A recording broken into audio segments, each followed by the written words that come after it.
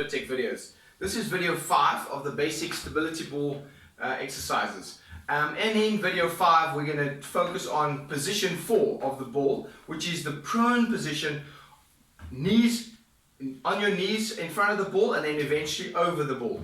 So I'm going to start that. So I'm going to come, it's always nice to start it in the beginning when you're not too sure, get against the wall because it gives you a bit more stability. So we're going to start, the first exercise is kneeling on the ball. Now what you want to do, between the knees, if you have any knee issues, any pain in the knees, don't do this exercise. Only when you're comfortable, and if your knees are sore, don't try and get a yoga mat, fold it double, put extra padding under the knees, make sure that you're not getting any grinding on the kneecap. You don't want to do any harm in trying to exercise. That's the worst thing one can do. But if, in my position, this matting that I've got here is fantastic. It's nice and soft. I have no problems with my knees. So you've got your knees are about hip width apart, feet against the wall. Now I've got the ball in front of me. So now I'm upright. Between the knees, the hip, and the shoulder, it's one straight line. And that's how it must stay. So what often happens is, okay, I'll tell you the exercise first. So the first exercise in this position is literally just a bit of a roll and a hold and then a bit of a roll back. But notice, when I go forward, this stays in one line. So I'm hinging from the knees. I'm not going like this. That is not an exercise. I don't know what that is. There's a few names one can call it, but I won't say that on this video. So from the knees to the hips to the shoulders, you're leaning slightly forward and then you're slowly rolling forward, hold it there and back. I don't think you need to go all the way. You can, everyone's all seen that wheel that you use. It's a very good exercise. When I say good, I mean it really works. It gets you in it. But that exercise should be used when you really have a lot of core function. I've seen a lot of people in my practice that have used that wheel that have hurt their back, that have hurt their shoulders, that have torn stomach muscles because they're not strong enough. So I'm happy for whatever exercise you can do. There are so many exercises. There's even exercises that don't even have names that one can do, combinations, beautiful stuff that you can do. But if your body is not ready for it, it's going to hurt you. And in my mind, exercise, yes, the concept of exercise is breaking the body so that it will rebuild stronger. But you don't want to break it so that you have to go for a therapy to rebuild it. That's not the option. That's not what's supposed to happen. And unfortunately, I see this all the time. And I'm guilty. When I was younger, when I was in my 20s, I was still studying accounting. Believe it or not, I was studying to be an accountant. I was gymming 7 days a week. I loved training. Then I decided, I went home, I said to my dad, I want to swap courses, I want to swap figures. And he said, what do you mean? I said, well, the figures I'm busy studying now are boring. I'd rather go and study figures that I can look at. He wasn't very happy with me, but 18 years later, I'm doing what I'm loving, I'm helping people, and I'm very happy for the change. Those number figures weren't for me, the figures were much better for me. But when I was an accountant, I didn't figure on the mistakes I was making in my training. I wanted to be stronger and bigger. I was young, I was in my 20s, I loved it. I just wanted to get stronger and stronger and bigger and bigger. I trained more and more and more. And what I didn't realize is training is very good, but rest is where you actually build. So when you train, you break the muscles down. You've got to train hard enough to break the muscles, but not too hard to destroy the muscles. And then you've got to rest. Give it time to rest so that it rebuilds bigger and stronger. And when I say that phrase to ladies, they're like, oh, no, I don't want big muscles. It is very hard to get big muscle.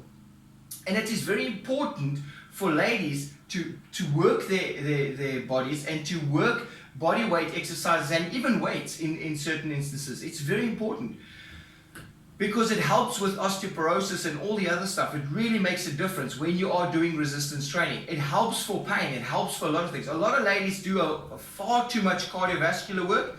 They then don't have the strength in certain muscles, which then cause muscle imbalances, and then it causes a lot of overuse injuries that I see. Shin splints, plantar fasciitis, Achilles tendonitis, bursitis, ITB, which is all things that guys get, because guys that do a lot of cardiovascular stuff, your triathletes, your runners, they also don't do enough resistance work, and they do far too much work, far too much running, in my opinion. Of course, it's just my opinion. And I do understand if you're training for a comrades marathon, I've got a lot of clients that do comrades, you need to do the running. But if you do the correct ratios, and every type of sport has those ratios, and I believe the ratios, people, because of fear, oh, I haven't done enough, they often overdo it. I see it day in, day out in my practice, people coming in and they say, oh, I've been training so well for 6 months, I don't know what happened. All of a sudden, I've got this pain, and nothing happens all of a sudden. It's a slow build-up. Right, I digress, but it's important information I like to share. So, first exercise is the roll out, keeping the body in a straight line. Second exercise is the ball slightly forward. Now, I'm leaning forward onto my hands, and in this position, I can do a chest and tricep press. This is a very good functional exercise. It's a core exercise. You get your hands nice and close, because if it's too wide, it's a bit harder. But with the ball's unstable, your core is stabilizing you, you're working your chest, you're working your serratus, you're working your triceps and your biceps. And I like to do the spread fingers because it actually helps to work your fingers as well. Fantastic exercise.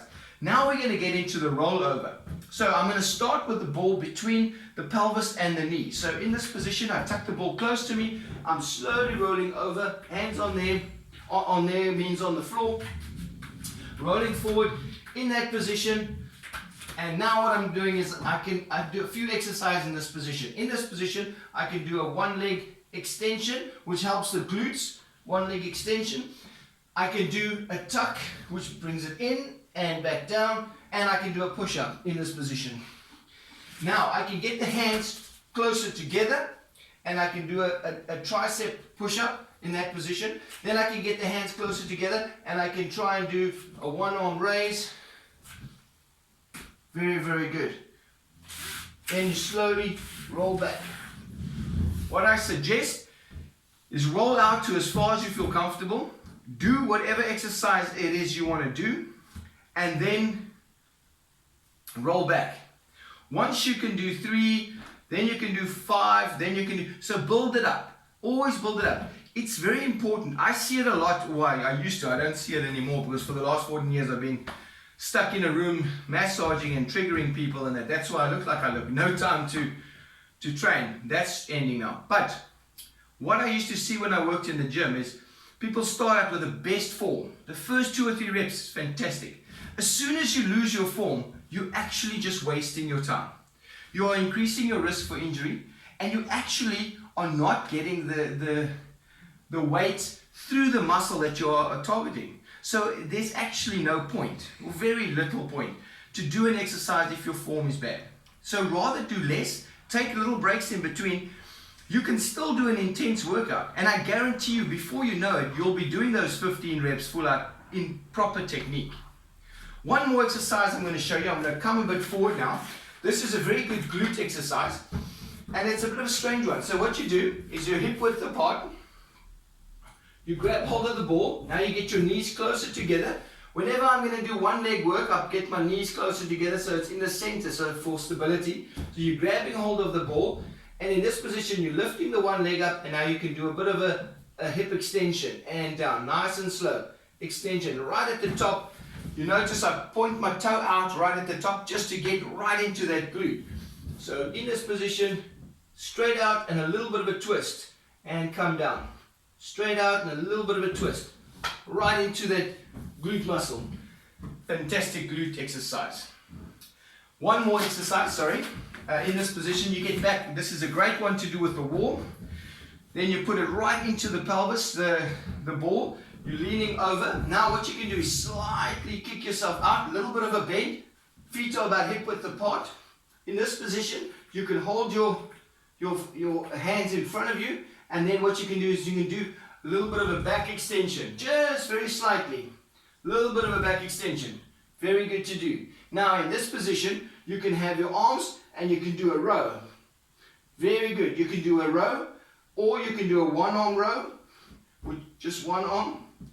In this position, you can also do a bicep. while working your back. Just watch that you don't keep your back in a hyperextended position for too long.